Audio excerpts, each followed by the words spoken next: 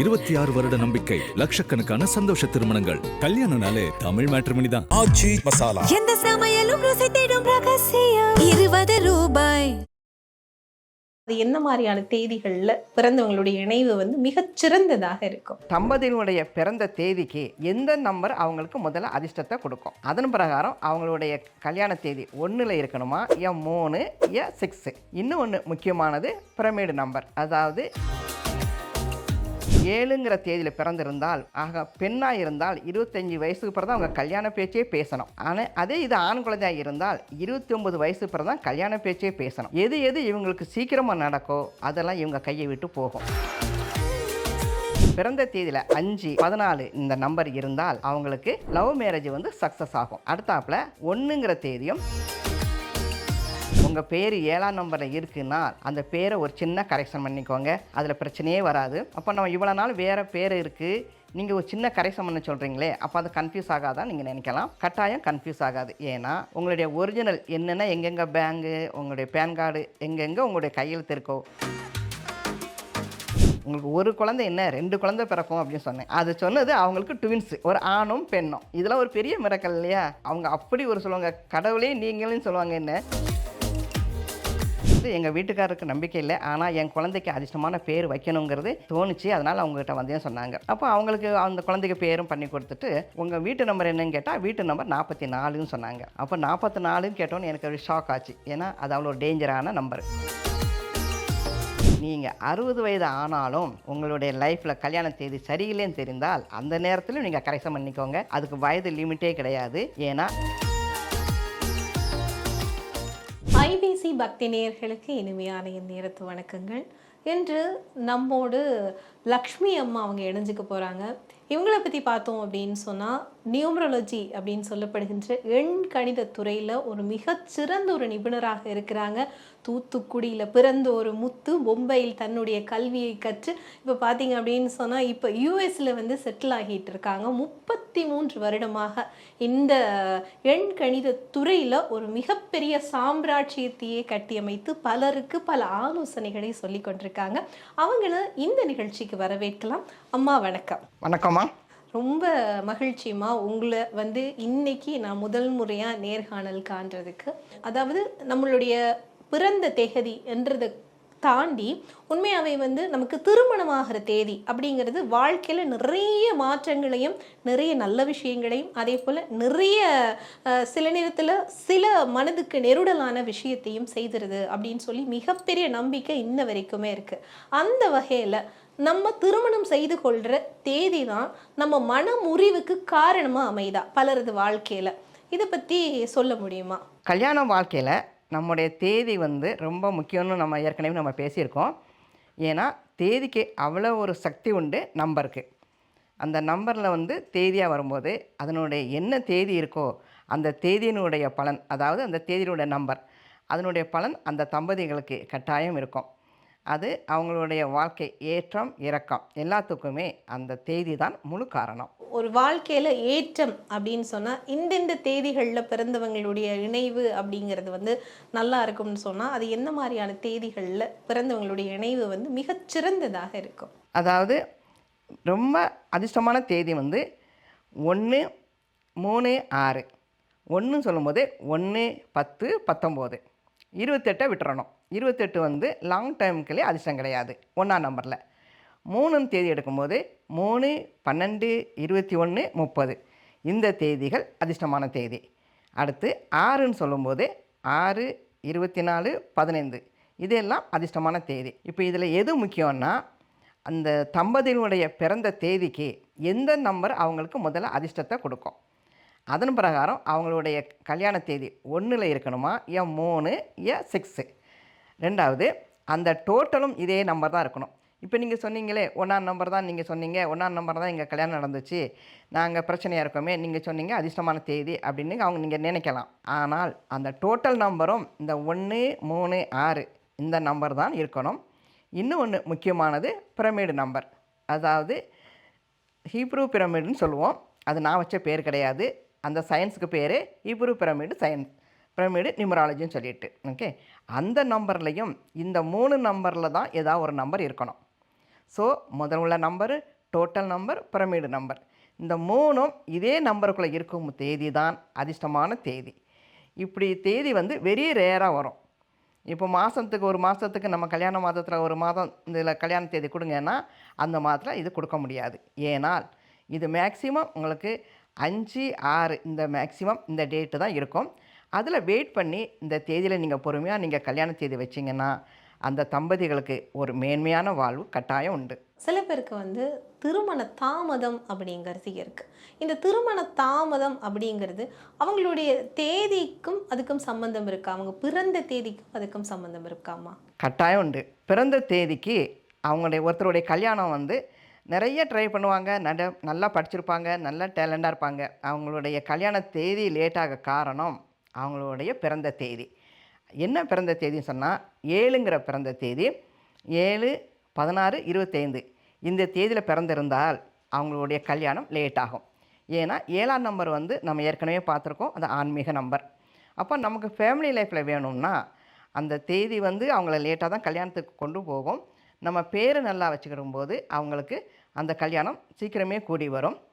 அடுத்த நம்பர் வந்து இந்த 7ஆம் நம்பர் எப்படி நமக்கு கல்யாணத்துக்கு லேட்டு பண்ணுது, அதே போல் இன்னும் சில நம்பர் லேட்டு பண்ணும்.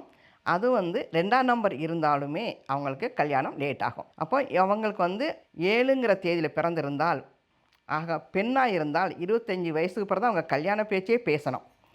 ஆனால் அதே இது ஆண் குழந்தையாக இருந்தால் 29 வயசுக்கு பிறகு தான் கல்யாண பேச்சே பேசணும். எது இவங்களுக்கு சீக்கிரமாக நடக்கோ அதெல்லாம் இவங்க கையை விட்டு போகும். அப்போ மெயின் என்னது? நம்முடைய கல்யாண வாழ்க்கை. நீங்கள் இதில் பார்க்கலாம், 7ஆம் தேதியில் பிறந்தவங்களுக்கு ஏழியராக கல்யாணமானால் கல்யாண வாழ்க்கையில் பிரச்சனை இருக்கும். ஏன்னா அந்த நம்பர் ஏழியாங்க இருக்கும்போது அது பிரச்சனை உண்டாக்கும். ஆனால் கொஞ்சம் லேட்டாக நீங்கள் பண்ணும்போது அது நிரந்தரமான நல்ல கல்யாண வாழ்க்கையை கொடுக்கும். ஆனால் லக்கி 7 அப்படின்னு சொல்லுவாங்க இல்லையாம்மா? அதாவது 7 நம்பர் வந்து ஒரு லக்கி நம்பர்னு சொல்லி ஒரு வேர்ல்டு லெவலில் சொல்லுவாங்க. இந்த 7 நம்பர் லக்கினா எல்லாமே வாரம் 7 நாட்கள் அப்படி நிறைய சுரங்கள் 7 அப்படி நிறைய நம்மளுடைய ஆன்மீகத்துலேயும் சொல்கிறோம், வேர்ல்டு லெவலையும் சொல்லுவாங்க. அது 7 இஸ் அ லக்கி நம்பர்னு சொல்ல காரணம் ஸ்போர்ட்ஸில் அது அதிர்ஷ்டத்தை கொடுக்கும். எந்த விதமான ஸ்போர்ட்ஸ் இருந்தாலும் 7ஆம் நம்பர்காரங்க ஜெயிச்சே காமிப்பாங்க.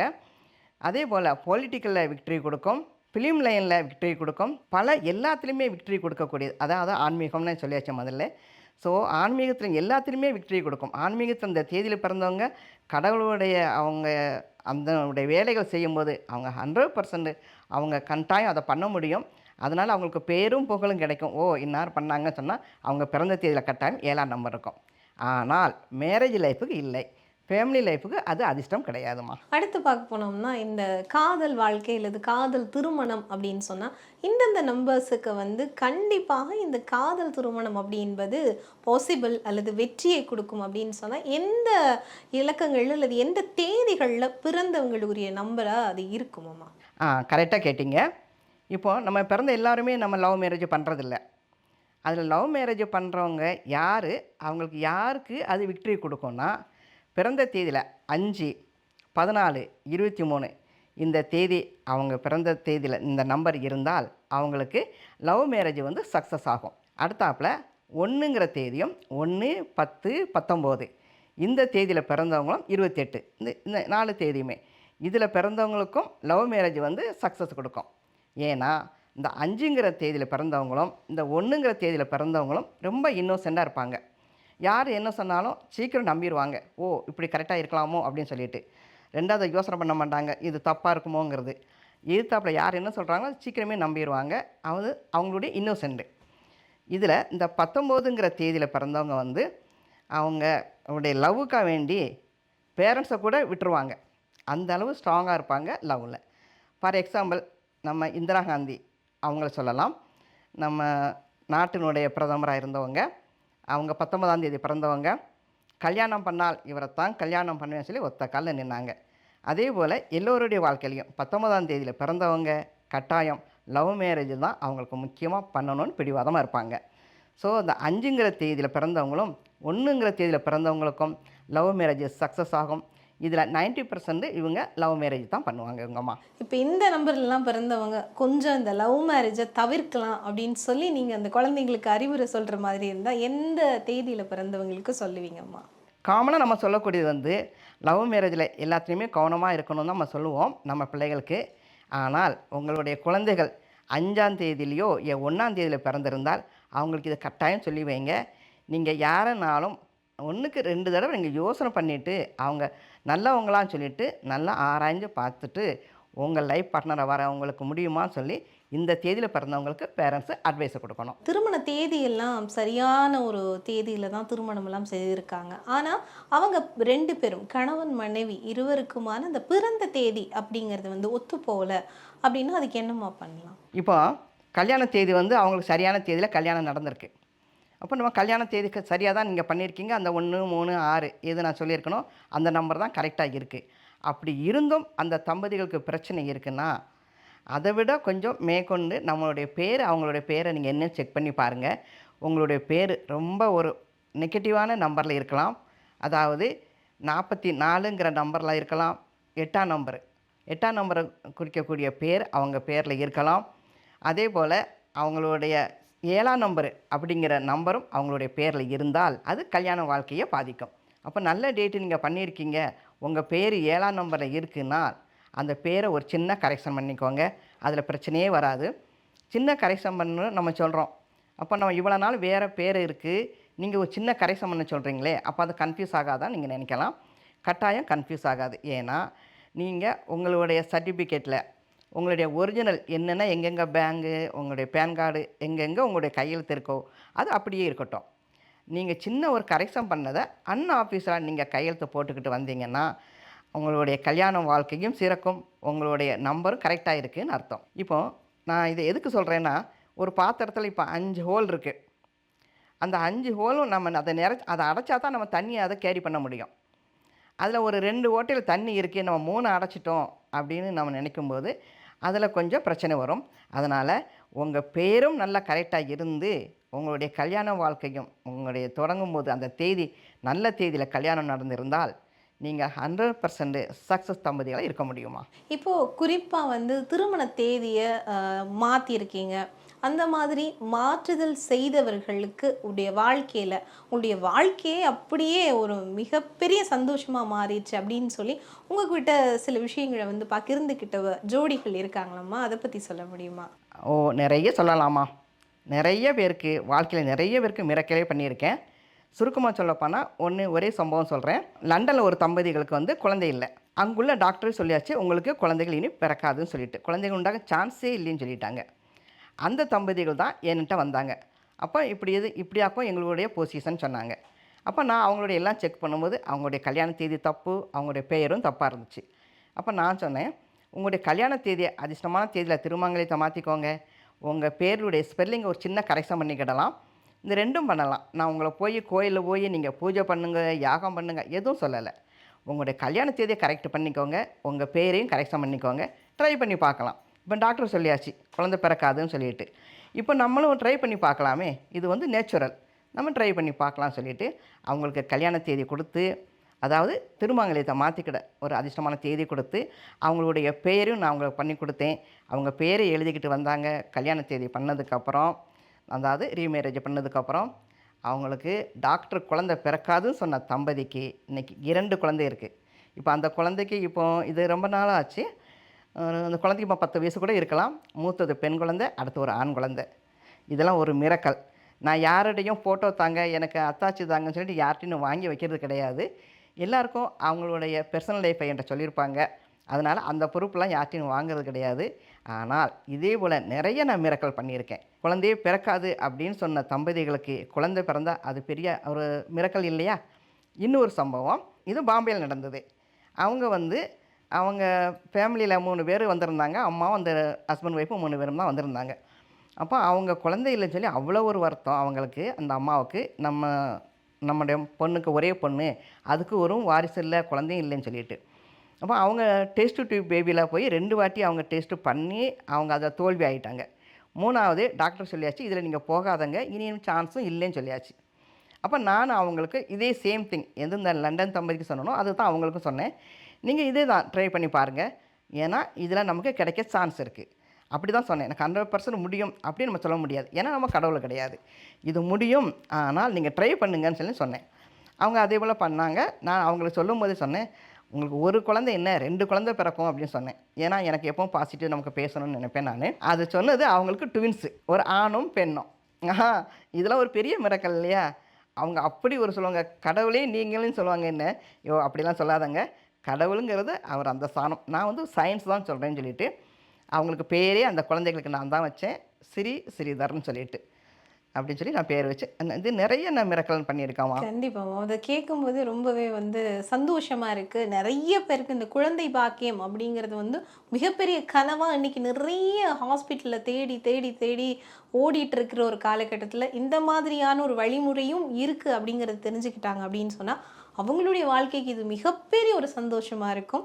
அடுத்து என்னென்னா, இதே திருமணம் தான், திருமணமான ஸ்டார்டிங்கில் அல்லது அந்த ஆரம்ப கால பகுதியில் வந்து நல்லாவே போகும் திருமண வாழ்க்கை அப்படிங்கிறது. ஆனால் அது ஒரு கொஞ்சம் வருடங்கள் ஆனதுக்கு பிறகு மிகப்பெரிய அளவில் பூகம்பமாக வெடித்து சின்ன பின்னமாகி வந்து நிற்கும். இந்த மாதிரியான காரணங்களுக்கு பின்னாலேயும் அவர்களுடைய பிறந்த தேதியோ அல்லது ஏதாவது நம்பர்ஸ் சம்மந்தப்படுதாமா? இது நிறைய பேருக்கு சந்தேகம் இருக்குது.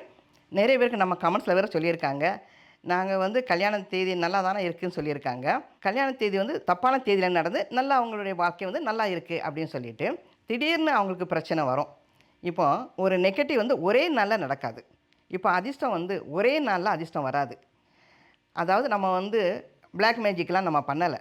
நம்ம வந்து ஒரு அதிர்ஷ்டங்கிறதுக்கு நம்ம அதுக்கு என்ன பண்ணணுங்கிறத நம்ம பண்ணுறோம்.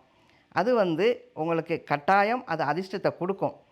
சில பேருக்கு நல்லா இருக்குது, நான் நல்ல இந்த தேதியில் பண்ணியிருந்தேன் ஆனால் நல்லா தானே இருக்கேன் அப்படின்னா, அந்த அதிர்ஷ்டங்கிறதும் நெகட்டிவ்ங்கிறதும் அந்த ஒரு சில பீரியடுக்கு அப்புறம் அந்த நெகட்டிவ் தேதி அதனுடைய வேலையை செய்யும். அதிர்ஷ்டமான தேதி இருந்தால் அது அதிர்ஷ்டத்தையும், நெகட்டிவ் தேதியாக இருந்தால் நெகட்டிவும் அது கட்டாயம் கொடுக்கும். அது சில டைம் முன்ன பின்னால் இருக்கும், அவ்வளோதான். ஆனால் அந்த தேதியினுடைய அவங்களுடைய பலன் அந்த தம்பதிகளுக்கு கட்டாயம் இருக்கும். அதனால் அவங்க நினைக்கலாம், இவ்வளோ நாளும் நல்லா தான் போய்கிட்டு இருந்தது, இப்போ ஏன் பிரச்சனை இருக்குன்னு. அப்போ போய் அந்த கல்யாண தேதியை பாருங்கள், நான் சொன்ன அந்த நெகட்டிவ் தேதி அதில் இருக்கும். இந்த மாதிரி நியூமராலஜி சம்மந்தமான அட்வைஸ் கேட்கறதுக்கு வந்திருப்பாங்க, ஹஸ்பண்ட் அண்ட் ஒய்ஃபாக வந்திருப்பாங்க. அதில் ஒருத்தர் நம்பாமல் இருந்திருப்பாங்க, ஒருத்தர் நம்பி வந்திருப்பாங்க. ஆனால் அவங்க வந்ததுக்கு பிறகு நீங்கள் சொல்கிற சில விஷயங்களை எல்லாம் அவங்க செஞ்சதுக்கு பிறகு அப்படியே டோட்டலாகவே வந்து அவங்களோட லைஃப் மாறிச்சு அப்படின்ற மாதிரி உங்ககிட்ட எல்லாம் வந்து பேசியிருக்காங்களாம்மா? அதுவும் கட்டாயம் உண்டுமா. அதாவது இந்த நம்பர் வந்து நம்முடைய பேருக்கு எப்படி அதிர்ஷ்ட நம்பர் இருக்குதுன்னு சொல்கிறேன், அதே போல் வீட்டு நம்பருக்கும் வேணும், கல்யாண தேதியிலும் வேணும்னு சொல்லியிருக்கேன். ஒரு அம்மா வந்து ஒரு கிறிஸ்டின் அம்மா வந்திருந்தாங்க, அவங்க குழந்தைய கூட்டிகிட்டு வந்திருந்தாங்க. ஏன்னா வீட்டுக்காரரு அதில் நம்பிக்கை இல்லைன்னு சொல்லிட்டு. அப்போ என்கிட்ட வந்து எங்கள் வீட்டுக்காரருக்கு நம்பிக்கை இல்லை, ஆனால் என் குழந்தைக்கு அதிர்ஷ்டமான பேர் வைக்கணுங்கிறது எனக்கு தோணுச்சு, அதனால் அவங்ககிட்ட வந்தேன்னு சொன்னாங்க. அப்போ அவங்களுக்கு அந்த குழந்தைக்கு பேரும் பண்ணி கொடுத்துட்டு, உங்கள் வீட்டு நம்பர் என்னன்னு கேட்டால் வீட்டு நம்பர் 44ன்னு சொன்னாங்க. அப்போ 44ன்னு கேட்டோன்னு எனக்கு ஒரு ஷாக் ஆச்சு. ஏன்னா அது அவ்வளோ ஒரு டேஞ்சரான நம்பர். அப்போ அவங்க வீட்டு நம்பர் 44ன்னொன்னே அப்போ நான் சொன்னேன், உங்களுக்கு சம்மதம்னா சொல்லுங்கள், அந்த நம்பர் வந்து நெகட்டிவ் நம்பர், அதிர்ஷ்டமான நம்பர் வச்சுக்கிடலாம் அப்படின்னு சொன்னேன். அப்போ வீட்டு நம்பரை எப்படி மாற்றுறது, எங்கள் வீட்டுக்காரர் அது சம்மதிப்பாரான்னு தெரியாதே அம்மான்னு சொல்லிவிட்டு அந்த அம்மா வீட்டுக்கு போயாச்சு. நான் வீட்டுக்கு போயிட்டு அதை மாற்ற முடியும்னா நான் உங்ககிட்ட கட்டாயம் வரேன்னு சொல்லிவிட்டு வீட்டுக்கு போனோடனே இந்த அம்மாவுக்கு பயம், வீட்டுக்காரர் என்ன சொல்ல போகிறான்னு சொல்லிட்டு சொன்னோடனே, நம்ம வீட்டு நம்பர் சரியில்லைன்னு சொல்கிறாங்க அப்படின்னு ஒரு நியூமராலஜிஸ்ட் நான் போனேன். இதெல்லாம் விவரமாக சொல்லியிருக்காங்க. சொன்ன உடனே அவருக்கு நம்பிக்கை இல்லாதவர் ஒரு ஸ்க்ரூ டிரைவர் எடுத்துகிட்டு போய் அந்த 44 தானே நான் சரியில்லைன்னு சொன்னாங்க சொல்லிவிட்டு ஒரு நாளை அவர் கலெக்டி எடுத்தாச்சு. எடுத்துன்னு இதெல்லாம் சாயந்தரம் நடந்திருக்கு. அந்த அம்மா எனக்கு உடனே ஃபோன் பண்ணாங்க, இங்கே பாருங்கம்மா, எங்கள் வீட்டுக்காருக்கு நம்பிக்கை இல்லை, ஆனால் நான் சொன்ன உடனே அது ஒரு 4ஆம் நம்பரை உடனே எடுத்துட்டாருன்னு சொன்னாங்க. ஓ அப்படியா, ரொம்ப சந்தோஷம். ஆனால் அந்த 4ஆம் நம்பரும் சரியில்லை, நான் உங்களுக்கு அதிர்ஷ்டமான நம்பர் தரேன்னு சொல்லி அவங்களுக்கு அந்த 4ங்கிற பக்கத்தில் ஒரு ஏ போட்டு கொடுத்தேன். ஏ ஆல்பபெட்ஸ்க்கு 1ஆம் நம்பரில் வேல்யூஷன். இப்போ அந்த வீட்டு நம்பர் 41 ஆயிடுச்சு, 5ஆம் நம்பர். அது பண்ணி அவங்களுக்கு 20 நாள் அவங்களுக்கு வித்தியாசம். அவங்களுக்கு நிறைய வேலைகள் வந்து நடக்காமல் நிறைய வேலைகள் இருக்குது. அந்த வேலைகள்லாம் ஒன்று ஒன்றா நடக்க ஆரம்பிச்சிருக்கு. அவருக்கு ப்ரொமோஷன் வந்திருக்கு. நிறைய இடத்த காசு அவங்க வராதுன்னு நினச்ச காசு வந்திருக்கு. இதெல்லாம் வந்த உடனே அவங்க ஆச்சரியப்பட்டாங்க. வீட்டு நம்பருக்கு இவ்வளோ ஒரு அதிசயமா, நாங்கள் அதை முதல்ல நம்பலை, சும்மா என் குழந்தைக்கு ஒரு பேர் வைக்கணும்னு தான் அவங்ககிட்ட வந்தேன், எனக்கு அதிசயமே நடந்திருக்குன்னு சொன்னாங்க. இது வேறு மதத்தை சேர்ந்தவங்க. அதாவது இந்த நம்பர் வந்து எல்லாத்துக்கும் காமன். இப்போ காலண்டர் வந்து நம்ம எல்லோரும் அதே தான் பார்க்குறோம். இப்போ நமக்கு 1ஆம் தேதினா இந்துக்கள் ஒன்றுனா, அதே இது இஸ்லாமிய மதத்திற்கும் 1ஆம் தேதி தான், கிறிஸ்டின் அவங்களுக்கும் 1ஆம் தேதி தான். ஸோ இந்த நம்பர் வந்து எல்லோருக்கும் காமன். இந்த பிரபஞ்சத்தில் இருக்கிற அனைவருக்குமே பெண்கள் அப்படிங்கிறது ரொம்பவே பொதுவானது அப்படின்னு ஒரு விஷயத்த சொல்கிறீங்க. இன்னொரு விஷயம், நானும் திருமணம் தொடர்பில் தான் அடுத்த விஷயமும் நான் கேட்க போகிறேன். என்ன அப்படின்னா, குறிப்பாக வந்து திருமணம் செய்துட்டாங்க, அவங்களோட தேதி அப்படிங்கிறது வந்து ஏதோ சிக்கலாக இருக்குது அப்படிங்கிறது தெரியுது அப்படின்னா, இந்த மருமாங்கல்யம் செய்யறதுக்காக இந்த வயதில் தான் இவங்க திருப்பி திருமணம் செய்து கொள்ளணும், மருமாங்கல்யம் செய்து கொள்ளணும் அப்படின்னு சொல்லி ஏதாவது இந்த திருமண தேதியை மாற்றுறதுக்கான வயது வரம்பு அப்படி ஏதாவது இருக்கா? கட்டாயம் அப்படி கிடையாதுமா. எந்த வயதுலனாலும் உங்களுடைய கல்யாண தேதி சரியில்லைன்னு எப்போ உங்களுக்கு தோணுதோ அடுத்து நீங்கள் அதிர்ஷ்டமான தேதியில் நீங்கள் திருமாங்கல்யத்தை மாற்றிக்கோங்க. அது எந்த வயதுனாலும் பரவாயில்ல. நீங்கள் ஒரு 30 வயதோ 40 வயதோ நீங்கள் இல்லை, அதெல்லாம் கடந்து நீங்கள் 60 வயது ஆனாலும் உங்களுடைய லைஃப்பில் கல்யாண தேதி சரியில்லைன்னு தெரிந்தால் அந்த நேரத்திலும் நீங்கள் கரெக்ஷன் பண்ணிக்கோங்க. அதுக்கு வயது லிமிட்டே கிடையாது. ஏன்னா நம்முடைய வயதான காலத்துலேயும் நம்ம நல்லா இருக்கணும். அதுக்கடுத்து முக்கியமாக நம்முடைய குழந்தைகள் வெல் செட்டில் ஆகணும்னா அவங்களுடைய கல்யாண தேதியை எந்த வயதுலையும் மாற்றிக்கொள்ளலாம். அது தவறே கிடையாது. எந்த வயதுக்கும் அதுக்கு வயது வரம்பே கிடையாதுமா. நம்ம அது தப்புன்னு தெரிஞ்சால் நீங்கள் அதை மாற்றிக்கிறது ரொம்ப நல்லது. கண்டிப்பாம்மா. அதாவது இந்த திருமண தேதி அப்படிங்கிறது நம்மளுடைய வாழ்க்கையில் மட்டும் இந்த மாதிரியான பிரச்சனைகளை கொடுக்காம நம்மளுடைய குழந்தைகளோட வாழ்க்கையிலையுமே சிக்கலை கொடுத்துரும் அப்படின்னு சொல்லி எடுத்துக்கலாமாம்மா? கட்டாயமாக நம்முடைய குழந்தைகளுடைய வாழ்க்கையை நிர்ணயம் பண்ணக்கூடியது நம்முடைய கல்யாண தேதி. இது நான் பல முறை சொல்லியிருக்கேன். என்னுடைய பதிவில் நிறைய நான் கொடுத்துருக்கேன். கல்யாண தேதி வந்து வாழ்க்கையில் ரொம்ப முக்கியமானது. நான் வந்து வடநாட்டில் நான் கன்சல்ட்டிங் பண்ணும்போது நான் கல்யாண தேதி தான் நான் மெயினாக கன்சல்ட்டிங் பண்ணியிருக்கேன். நான் பல ஆயிரம் பேருக்கு நான் ரீமேரேஜ் அவங்களுக்கு தேதி கொடுத்து நான் பண்ண வச்சுருக்கேன். அதில் இன்னும் நிறைய சொல்லலாம், ஆனால் நமக்கு அவ்வளோ சொல்ல போக வேண்டாம். அந்த தேதி இதனால தான் நம்முடைய கல்யாண தேதினால் எவ்வளோ பிரச்சனைகள் இருக்காங்கங்கிறது தெரிஞ்சு தான் இப்போ நம்முடைய தமிழ் மக்களும் இந்த நம்பர்னுடைய ஆதிக்கம் அவங்களுக்கு தெரியணும்னு சொல்லி தான் நான் அந்த துறைக்கே வர காரணம். இந்த நீங்களே பார்க்கலாம், இந்த தேதியில் கல்யாணம்லாம் ஆனவங்க எப்படி இருக்காங்கன்னு சொல்லிட்டு நல்லா இருக்க மாதிரி இருக்கும், அப்படி தோணலாம் உங்களுக்கு. ஆனால் அந்த நெகட்டிவ் நம்பராக இருந்தால் அது நெகட்டிவ் நடக்கும். அதனால் கல்யாண தேதியை வந்து கட்டாயம் அதிர்ஷ்டமான தேதியில் வச்சுக்கோங்க. அது எல்லோருக்கும் உங்களுடைய குழந்தைகளுடைய லைஃப்பும் உங்களுடைய லைஃப்பும் நல்லாயிருக்கும். கண்டிப்பாங்க. இப்போ குழந்தை பேர் தாமதமாகுது, டிலே ஆகுது அப்படிங்கிறதுக்கும் இந்த எண்கள் அப்படிங்கிறது காரணமாக இருக்குதா? கட்டாயமா. குழந்தைகள் நம்ம வாழ்க்கையில் முதல்ல நமக்கு வேண்டிய செல்வம் குழந்தை செல்வம். அது யாருக்கு தாமதமாகும்னா 7ஆம் தேதியில் கல்யாணமானவர்களுக்கு குழந்தை பாக்கியம் லேட் ஆகும். குழந்தை பிறக்காமல் இருக்கலாம், இல்லை குழந்தைங்களால் பிரச்சனை இருக்கலாம். ஏன்னா ஏற்கனவே நான் சொல்லியிருக்கேன் ஆன்மீக நம்பர்னு சொல்லிட்டு. ரெண்டாவது அது வந்து ஒரு வாட்டருக்குள்ள பவர் 7ஆம் நம்பர். அதே போல் 2ஆம் நம்பரும் சந்திரனை குறிக்கக்கூடியது 2ஆம் நம்பர், அதுவும் வாட்டருக்கு குறிக்கக்கூடிய பவர். ஸோ இந்த 2 தேதியும் உங்கள் கல்யாண தேதியில் இருந்தால் குழந்தைகள் பிறக்கிறதுல பிரச்சனை இருக்கும். 100% இதுக்கு இருக்கும்.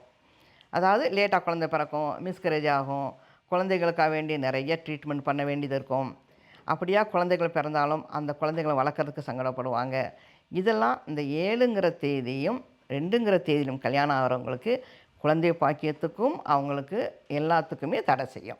எண் அப்படிங்கிறது வாழ்க்கையில் என்ன விதமான மாயங்களையும் செய்யும், என்ன விதமான சாபங்களையும் கொடுத்துரும் அப்படின்றதுல நம்ம எவ்வளோ கண்ணுங்கருத்துமாக இருந்து நம்மளுடைய வாழ்க்கையை வந்து இந்த எண்கள் மூலமான வழிகாட்டல் மூலமாக கொண்டு செல்லணும் அப்படிங்கிற ஒரு மிகப்பெரிய ஒரு வழிகாட்டுதலை வந்து நீங்கள் இன்றைக்கி இந்த காணொளி மூலமாக எங்களுடைய நேயர்களுக்கு கொடுத்துருக்கீங்க.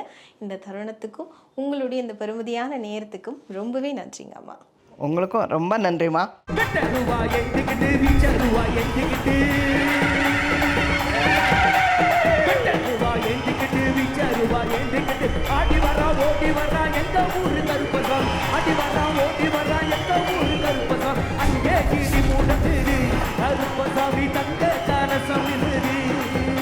இருபத்தி 6 வருட நம்பிக்கை, லட்சக்கணக்கான சந்தோஷ திருமணங்கள். கல்யாணம்னாலே தமிழ் மேட்ரிமோனி தான்.